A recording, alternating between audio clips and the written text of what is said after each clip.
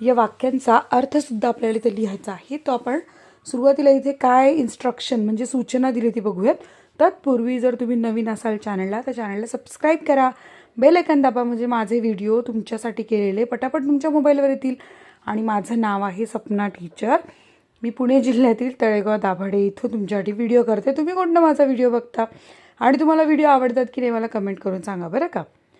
So instruction आहे within 5 minutes, म्हणजे 5 मिनिटाच्या आत write down as many sentences, जितके लिहिता तेवढी वाक्य लिहा, as you can, replacing the words in the boxes with those given below each box. म्हणजे ह्या रकाने दिलेत ना, बॉक्सेस दिलेत ना, यातले शब्द बदला, वाक्य तयार करा आणि translate your sentence into your mother tongue and have fun. म्हणजे ती वाक्यांचे अर्थ तुमच्या मातृभाषेत लिहा आणि मजा करा. आता इथे बघा I, we, you, he, she, it they सुरुवातीला आहे की नाही, त्याच्यामुळे त्यांनी काय केलं, बॉक्सेस जे कलर्स आहेत ना ते शब्द तुम्ही बदलू शकता. पण वॉचिंग, इन आणि मिरर हे सेमच राहणार आहे. जसं की I am watching my face in my mirror, म्हणजे मी माझा चेहरा माझ्या आरशात बघतोय.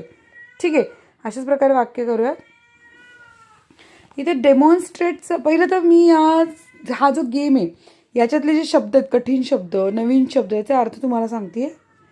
डेमॉन्स्ट्रेट म्हणजे दाखवणं किंवा प्रदर्शित करणं, सेंटेन्सेस म्हणजे वाक्य, मिरर्स म्हणजे आरसे, रिप्लेसिंग म्हणजे बदलणे, ट्रान्सलेट म्हणजे भाषांतर,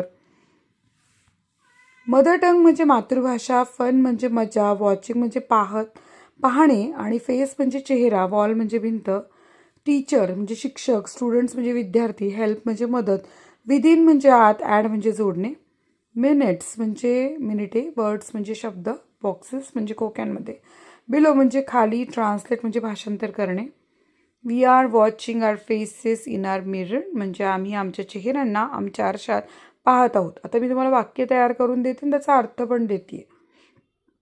you are watching your face in your mirror म्हणजे तू तुझ्या चेहऱ्याला तुझ्या आरशात पाहत आहेस. He is watching his face in his mirror, तो त्याच्या चेहऱ्याला त्याच्या आरशात पाहत आहे.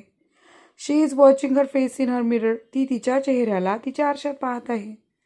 It is watching its face in its mirror, ते त्याच्या चेहऱ्याला त्याच्या आरशात पाहत आहे.